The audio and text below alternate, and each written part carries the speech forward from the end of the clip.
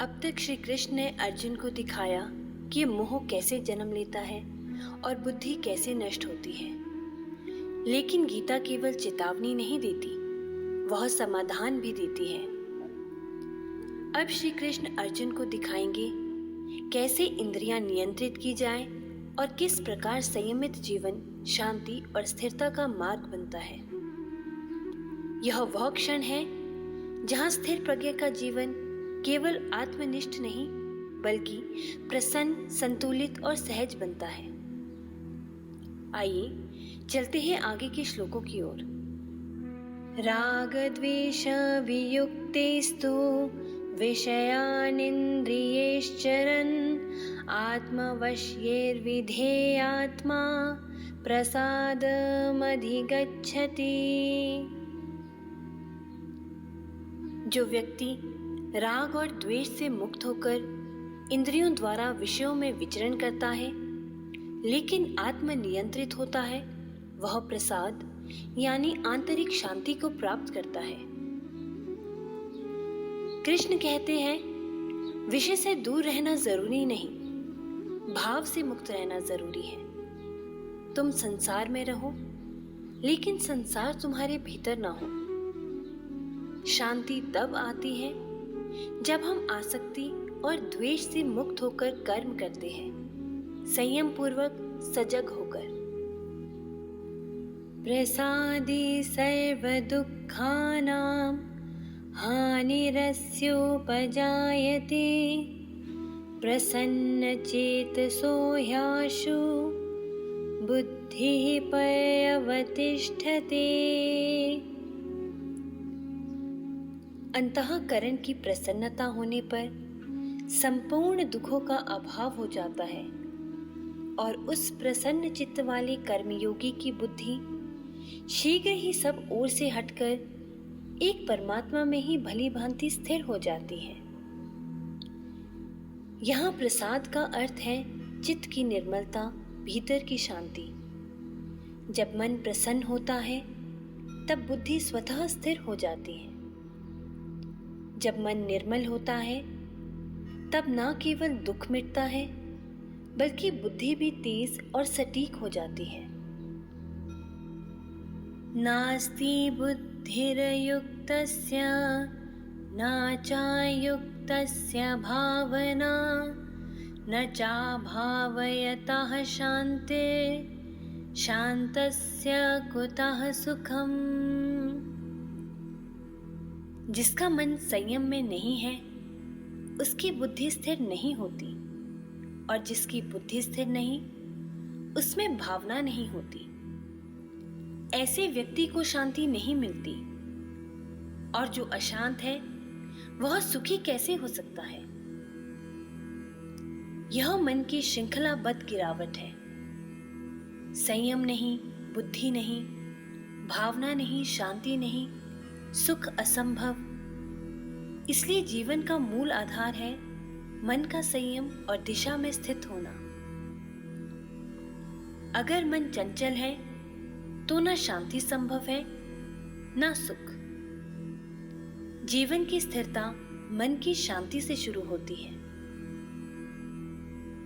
इंद्रियाणां हि चरतां यन्मनोनुविधीयते तदस्य हरति प्रज्ञां वायुर्नावमिवाम्भसि। जो मन इंद्रियों के पीछे पीछे चलता है वह उसकी प्रज्ञा को उसी प्रकार हर लेता है जैसे तेज हवा जल में नाव को बहा ले जाती है। अगर मन इंद्रियों के पीछे दौड़े तो बुद्धि नाव की तरह भटक जाती है, जहां कोई दिशा नहीं, बस गति होती है। इंद्रियों का नियंत्रण ही प्रज्ञा की रक्षा है। मन को दिशा दो, वरना वह इंद्रियों की दिशा में बह जाएगा और तुम्हें तुम्हारे लक्ष्य से दूर कर देगा। अगले श्लोकों में श्री कृष्ण बताएंगे कैसे यह स्थिर प्रज्ञा जीवन को संसार में रहते हुए भी निर्लिप्त होकर जीता है।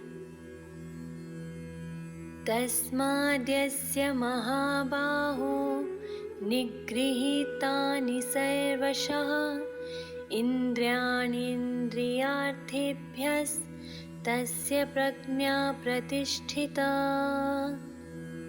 इसीलिए हे महाबाहो, जिसकी इंद्रियां उनके विषय से पूरी तरह हटाई जा चुकी है, उसकी प्रज्ञा यानी बुद्धि स्थिर मानी जाती है। कृष्ण अब निष्कर्ष दे रहे हैं कि इंद्रिय संयम ही प्रज्ञा की स्थिरता की कुंजी है। यह नियंत्रण बाहरी नहीं, बल्कि यह भीतर से जागृत स्वराज्य है। जब इंद्रियां विषयों के पीछे नहीं दौड़ती, तब बुद्धि अपने स्थान पर टिकती है, ठीक वैसे ही जैसे दीपक बिना हवा के स्थिर जलता है। या निशा सर्वभूतानां तस्यां जागर्ति संयमी यस्यां जागृति भूतानि सा निशा पश्यतो मुने। संपूर्ण प्राणियों के लिए जो रात्रि के समान है, उस नित्य ज्ञान स्वरूप परमानंद की प्राप्ति में स्थित प्रज्ञा योगी जागता है, और जिस नाशवान सांसारिक सुख की प्राप्ति में सब प्राणी जागते हैं, परमात्मा के तत्व को जानने वाले मुनि के लिए वह रात्रि के समान है। जो संसार के लिए रात्रि यानी अज्ञान है, उसमें संयमी व्यक्ति जागृत रहता है, और जो संसार के लिए जागरण है, वह ज्ञानी के लिए रात्रि यानी मूढ़ता समान है। यहाँ कृष्ण बता रहे हैं कि ज्ञानी और अज्ञानी की दृष्टि एक जैसी नहीं हो सकती। जो संयमी है, वह उस सत्य को देखता है जिसे सामान्य लोग नहीं देख सकते।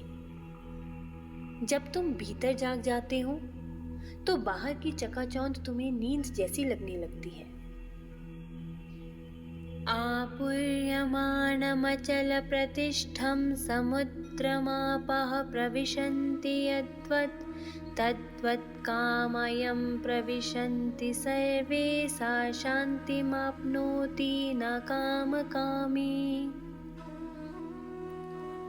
जैसे नदियां समुद्र में मिल जाती है और समुद्र स्थिर बना रहता है, वैसे ही सभी इच्छाएं जिसमें समा जाती है, वही पुरुष शांति को प्राप्त करता है, ना कि वह जो इच्छाओं का पीछा करता है। यह आत्मस्थित व्यक्ति की गहराई है। कामनाएं आती हैं, पर उसे हिला नहीं पाती। वह भीतर से पूर्ण है, जैसे समुद्र जो भर रहा है फिर भी स्थिर है। कामनाओं का अंत नहीं होता, लेकिन उन्हें स्वीकार कर शांत रहने वाला सच्चा ज्ञानी बनता है। विहाय कामान यः सर्वान् पुंश्चरति निःस्पृहः निर्ममो निरहंकारः स शान्तिमधिगच्छति। जो सभी कामनाओं को त्याग कर निस्पृह, निर्मम और निरहंकारी होकर विचरण करता है, वह शांति को प्राप्त करता है। शांति उन्हीं को मिलती है जो मेरा, मैं और मुझे चाहिए से मुक्त हो जाता है। यह नकार नहीं है, यह पूर्णता की पहचान है। निर्ममता, निरहंकारिता और निस्पृहता यही शांति का त्रिशूल है। ईशा ब्रह्म स्थितिः पार्थ नैनां प्राप्य विमुह्यते स्थितवास्यामन्तकालेऽपि ब्रह्म निर्वाणमृच्छति। हे अर्जुन, यह ब्रह्म को प्राप्त पुरुष की स्थिति है।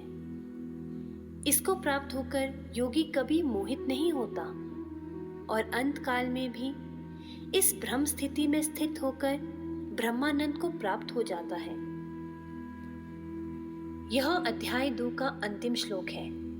जहाँ श्री कृष्ण कहते हैं, यह है वह स्थिरता, वह स्थिति, वह समाधि जिसमें स्थित रहकर आत्मा मोक्ष को प्राप्त करती है।